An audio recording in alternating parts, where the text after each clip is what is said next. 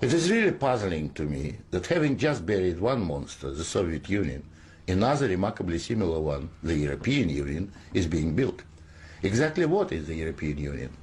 Perhaps by examining the Soviet version we can get the answer. The Soviet Union was governed by 15 unelected people who appointed each other and who were not accountable to anyone. The European Union is governed by 24 people who appoint each other, meet in secret, and are not accountable to anyone, and whom we cannot sack.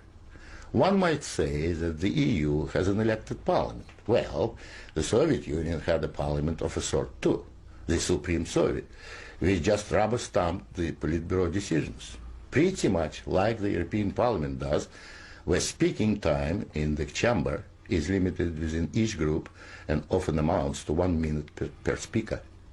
In the EU, there are hundreds of thousands of bureaucrats with their huge salaries, their staff, servants, bonuses and privileges, their lifelong immunity from prosecution, which is simply shuffled from one position to another, no matter what they do or fail to do. Is this not exactly like the Soviet regime? The Soviet Union was created by coercion and very often with a military occupation. The European Union is being created admittedly not by armed force, but by coercion and economic bullying.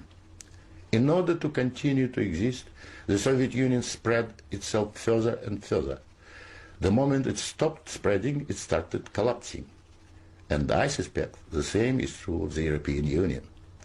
We were told that the purpose of the Soviet Union was to create a new historic entity, the Soviet people, and that we must forget our nationalities, our ethnic traditions and customs. The same seems to be true of the European Union. They don't want you to be British or French.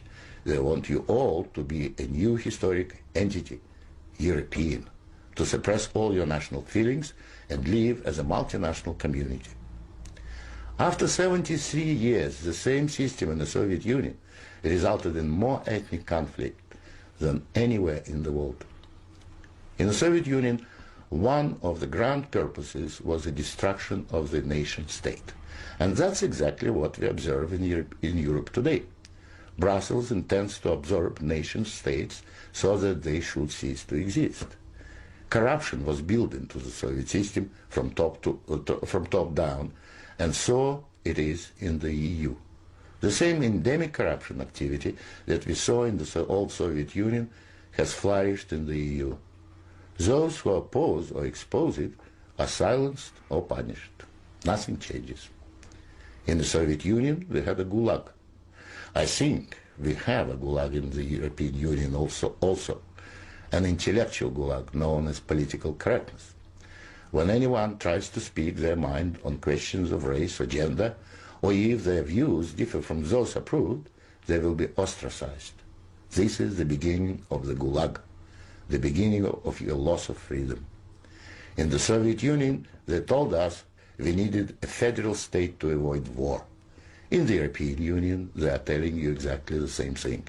In short, the same ideology underpins both systems. The EU is an old Soviet model presented in Western guise. But again, like the Soviet Union, the European Union has within itself the seeds of its own demise. Unfortunately, when it collapses, and it will leave immense destruction behind, and we will be left with huge economic and ethnic problems.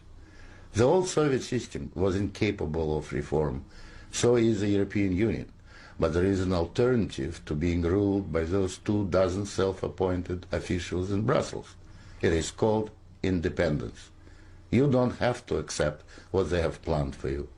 After all, you have never been asked if you wanted to join.